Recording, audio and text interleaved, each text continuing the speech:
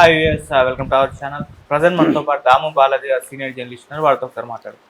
నమస్కారం సార్. నమస్తే. సార్, క్షమించండి మేము యుద్ధం ఆపేస్తున్నామని చెప్పేసి ఇరాన్ ఒక ప్రకటన ఇచ్చినట్టుగా వార్తలు వైరల్ అవుతున్నాయి సార్. మరి యుద్ధంలో ఇప్పుడు ఇరాన్ వెనక్కి తగ్గినట్టేనా? ఎవరికి క్షమాపణలు చెప్పేసింది? యుద్ధం కంప్లీట్గా ఇప్పుడు ఆపేస్తుందా? మరోవైపు అమెరికా కూడా ప్రకటించడం జరిగింది. అసలు ఇరాన్లో ఏమీ లేదు, వాళ్ళ నాయకత్వాన్ని చంపేస్తాం, వాళ్ళు పూర్తిగా ఇప్పుడు లొంగిపోయిన పరిస్థితి వచ్చిందని చెప్పేసి అమెరికా కూడా ప్రకటిస్తుంది. మరి ఇప్పుడు యుద్ధం ఈ రోజుతో ముగిసిపోయినట్టేనా సార్?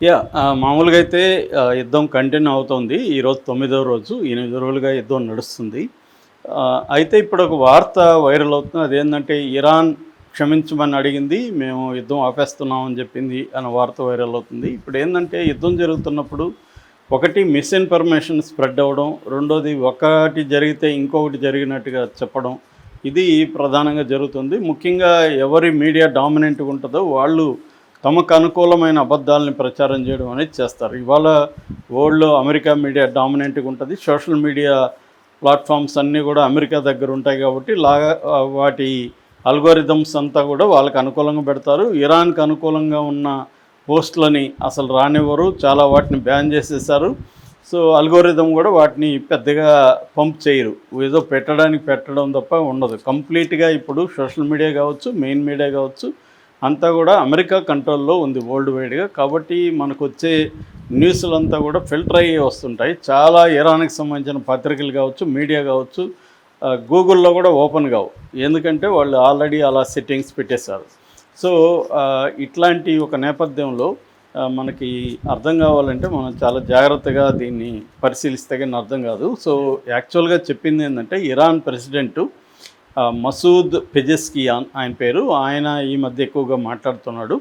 అంటే ఈ మధ్య ఏమైందంటే ఖమేనీ తర్వాత మొత్తం ఇరాన్ అఫైర్స్ని గైడ్ చేయడం కోసం, లీడ్ చేయడం కోసం ఒక ముగ్గురితో కూడిన కమిటీ ఏర్పడింది. అది ఇరానియన్ ప్రెసిడెంటు, తర్వాత చీఫ్ జస్టిస్ ఆఫ్ ఇరాన్, తర్వాత గార్డియన్ కౌన్సిల్ అని ఒక 12 మందితో కూడా ఒక కౌన్సిల్ ఉంటుంది. ఆ గార్డియన్ కౌన్సిల్ రిప్రజెంటేటివ్, ఈ ముగ్గురు కలిసి లీడర్షిప్ కౌన్సిల్ అనేది ఒకటి ఏర్పడింది. ఆ లీడర్షిప్ కౌన్సిలే ఇప్పుడు మొత్తాన్ని గైడ్ చేస్తుంది. ఈ లీడర్షిప్ కౌన్సిల్ కిందనే ఐఆర్జీసీ కూడా పనిచేస్తుంది. అంటే ఇస్లామిక్ రెవల్యూషనరీ గార్డ్ కోర్ అనేది ఏదైతే ఉందో అదే ఇప్పుడు యుద్ధాన్ని లీడ్ చేస్తుంది ఐఆర్జీసీ. ఈ ఐఆర్జీసీ కూడా ఈ లీడర్షిప్ కౌన్సిల్ ఆధ్వర్యంలో పనిచేయాలి. ఇది మామూలుగా అయితే ఉన్న పద్ధతి. సో దీనికి సంబంధించి ఇప్పుడు ఈ లీడర్షిప్ కౌన్సిల్ తరపున ఎక్కువగా ప్రెసిడెంట్ మాట్లాడుతున్నాడు.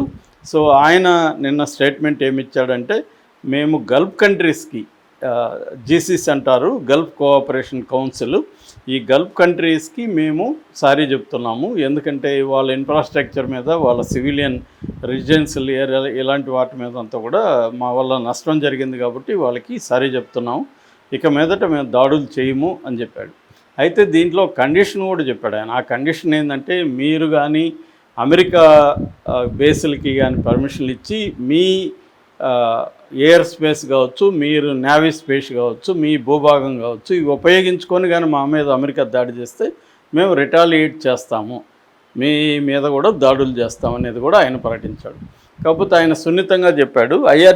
వెంటనే ఐఆర్జీసీ కూడా ప్రకటించింది. ఐఆర్జీసీ గట్టిగానే చెప్పింది, మీరు మీ భూభాగాల్ని, మీ స్పేస్ని, మీరు ఈ సముద్రాన్ని మాకు మా దాడులకి శత్రువుకి కానీ ఇస్తే మేము మీ మీద దాడి ఖచ్చితంగా చేస్తాం, ఇవ్వకపోతే మేము దాడి చేయము. ఆల్రెడీ 2 కంట్రీస్ ఇవ్వమని చెప్పారు, సో వాళ్ళ మీద మేము దాడులు చేయము, ఇస్తే మాత్రం చేస్తామని చెప్పారు. దానికి తగినట్టే నిన్న బహ్రెయిన్ మీద శాంబాహ్ ఆయిల్ రిఫైనరీ మీద దాడి చేశారు. అట్లాగే దుబాయ్ ఇంటర్నేషనల్ ఎయిర్పోర్ట్ మీద దాడి చేశారు. సో వాళ్ళు ఏమి దాడులు ఆపలేదు. క్షమించమని ఎందుకు చెప్పారంటే, వాళ్ళకి తమ వల్ల నష్టం కలిగింది, మీరు మాకు ఫ్రెండ్లీ కంట్రీసే అని చెప్పారు అంతే.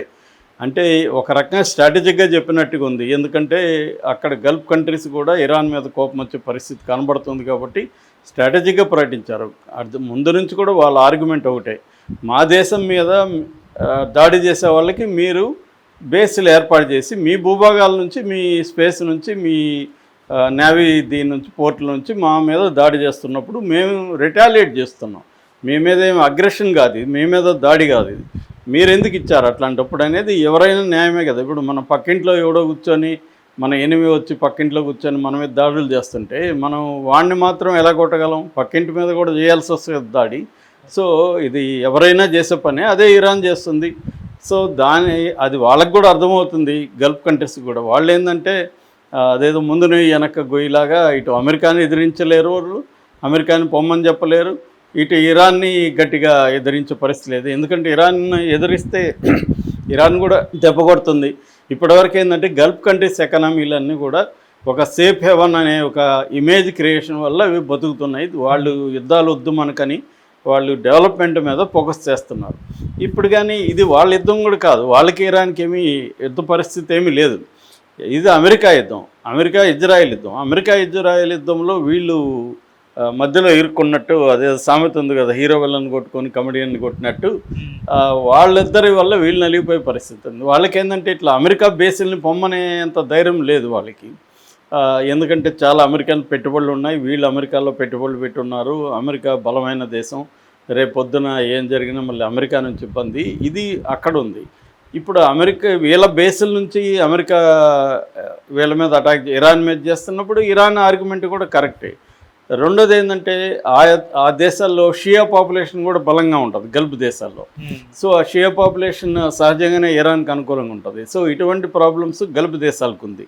ఈ నేపథ్యంలో ఏంటంటే వీళ్ళు యుద్ధం ఆపుతామని చెప్పలేదు. ఇంకొకటి కూడా మసూద్ పెజెష్కియాన్ ఈ ప్రెసిడెంట్ ఒక మాట అమెరికాను కూడా హెచ్చరిస్తున్నాడు, మీరు కలలు కానండి, మేము సరెండర్ అవుతామనేది మీ కళ, ఆ కళని మీరు గ్రేవ్ వరకు తీసుకెళ్తారు, అంటే మీ సమాధి వరకు కళను తీసుకెళ్తారంటే అర్థం ఏంటి, ఎప్పటికీ మేము సరెండర్ కామని క్లియర్గా చెప్పారు. కాకపోతే ట్రంప్ ఏంటంటే ట్రంప్ కూడా ఒక ట్రూత్ సోషల్లో ఒక పోస్ట్ పెట్టాడు, అదేంటంటే ఇరాన్ సరెండర్ అయిపోయింది, మా దెబ్బకి మేము ఇజ్రాయెల్ కొట్టిన దెబ్బకి అది సరెండర్ అయిపోయింది, మేము మొత్తం ధ్వంసం చేసేసాము, అందుకే వేల సంవత్సరాల్లో ఎప్పుడు కూడా గల్ఫ్ కంట్రీస్కి సారీ చెప్పలేదు, ఫస్ట్ టైం సారీ చెప్పింది, ఇది మా ఘనత అని అతను టామ్ వేసుకుంటున్నాడు. ఈ కండిషన్ అతను చెప్పలే తెలివిగా, అతను క్లియర్గా వీళ్ళు చెప్పిన కండిషన్ ఏంటి, మీ బేసిల్ని ఉపయోగించుకొని మా మీద దాడి చేస్తే మేము మీ మీద దాడి చేస్తాం, మీ బేసిల్ని ఉపయోగించుకోకపోతే మీ మీద దాడి చేయం.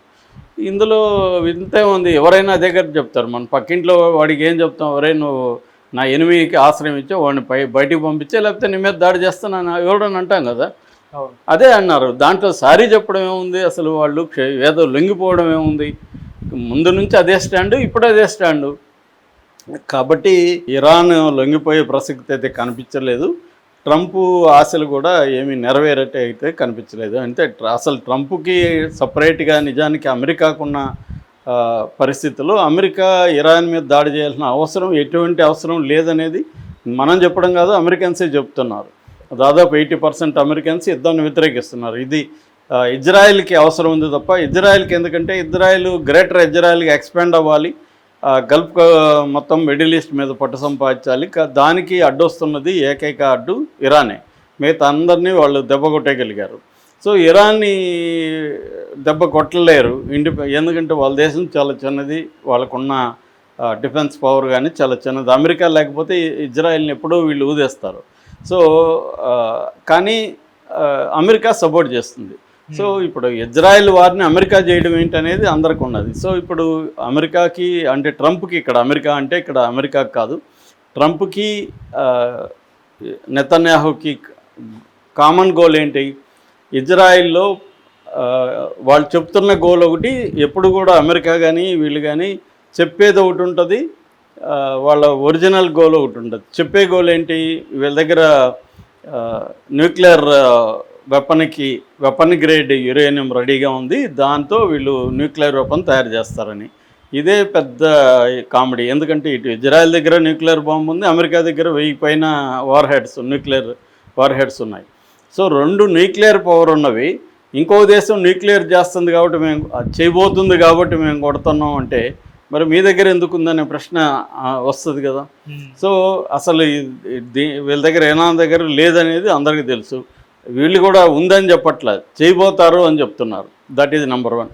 నెంబర్ 2 ఏంటంటే ఇప్పుడు మాట్లాడుతున్నది బలిస్టిక్ మిసైల్స్ అంతా కూడా ధ్వంసం చేస్తామని, అదే నెంబర్ 2. నెంబర్ 3 ఏంటంటే వీళ్ళు యాక్సిస్ ఆఫ్ రెసిస్టెన్స్ అని పక్క దేశాల్లో అంటే లెబనాన్లో, తర్వాత యెమెన్లో, తర్వాత పాలస్తీనాలో, సిరియాలో, ఇరాక్లో ఇలాంటి చోట్లంతా కూడా వీళ్ళు మిలీషియాని ఏర్పాటు చేసుకున్నారు. ఎవరు, ఇరాన్ వాళ్ళు. దీన్ని యాక్సిస్ ఆఫ్ రెసిడెన్స్ అంటారు. అంటే లెబనాన్లో హిజ్బుల్లాస్, యెమెన్లో హౌతీలు, తర్వాత పాలస్తీన్లో హమాస్, ఇరాక్లో షియా మిలిషియాలు, సిరియాలో షియా మిలిషియా, ఇలాగా వీళ్ళు ఏర్పాటు చేసుకొని వీళ్ళకందరూ కూడా హెల్ప్ చేస్తున్నారు. వీళ్ళందరూ కూడా ఇజ్రాయెల్ని గట్టిగా వ్యతిరేకిస్తున్నారు. సో దానివల్ల వాళ్ళందరినీ దూరం పెట్టాలనేది ఇరాన్ మీద ప్రెజర్ చేస్తున్నారు. ఇది వీళ్ళు చెప్తున్న ఆబ్జెక్టివ్స్. కానీ అసలు ఆబ్జెక్టివ్ ఏంటంటే ఇరాన్ని బలహీనపరచాలి. ఇరాన్ని బలహీనపరచాలంటే ఇప్పుడున్న ప్రభుత్వాన్ని కొలదోసేసి తమకు అనుకూలమైన ప్రభుత్వాన్ని అక్కడ ఏర్పాటు చేయాలి. ఇది అసలు వాళ్ళ టార్గెట్. కానీ ఇది నెరవేరే పరిస్థితి ఎటువంటి దగ్గరలో కూడా కనిపించట్లేదు. మామూలుగా ఇరాన్ అప్పుడు కూడా, ఇరాక్ అప్పుడు కూడా రమ్స్ఫీల్డ్ అని అప్పుడు డిఫెన్స్ సెక్రటరీ ఆయన ఏం మాట్లాడాడంటే మ్యాక్సిమం 6 వారాలు మాత్రమే యుద్ధం ఉంటుందన్నారు. అది 10 ఏళ్ళు పట్టింది. సో అట్లాగే కొన్ని నెలల్లో యుద్ధం అయిపోతుందని ఆఫ్ఘనిస్తాన్లో చెప్పారు. అది 20 ఏళ్ళు పట్టింది. అలాగా వీళ్ళు ఇప్పుడు కూడా ఏంటంటే 4 వారాలు చెప్తున్నాడు ట్రంప్. ఆల్రెడీ 1 వారం అయిపోయింది. 4 వారాలు కదా, 4 ఏళ్ళు అయినా కూడా ఇరాన్ కంప్లీట్గా సరెండర్ అయ్యే పరిస్థితి ఉండదు. ఎందుకంటే ఇరాన్ ఇప్పుడు ఇందాక చెప్పిన ఇరాక్ కంటే, వియత్నాం కంటే, ఆఫ్ఘనిస్తాన్ కంటే, ఇలాంటి వాటికంటే కూడా చాలా పెద్దది. ప్రజలు కూడా ఎక్కువ మంది ఉన్నారు. వాళ్ళ మిలిటరీ స్ట్రెంగ్త్ కూడా స్ట్రాంగ్గా ఉంది. వాళ్ళకి ఇండైరెక్ట్గా చైనా, రష్యా హెల్ప్ చేస్తున్నారు. ఈ నేపథ్యంలో ఇరాన్ని కంప్లీట్గా తమ కంట్రోల్లోకి తెచ్చుకోవడం అనేది ప్రెసిడెంట్ చెప్పినట్టు డ్రీమే. కానీ ఆ దుస్సాహసానికి ట్రంప్ పాల్పడుతున్నాడు. ఏం జరుగుతుందనేది చూడాలి. Okay sir, thank you so much.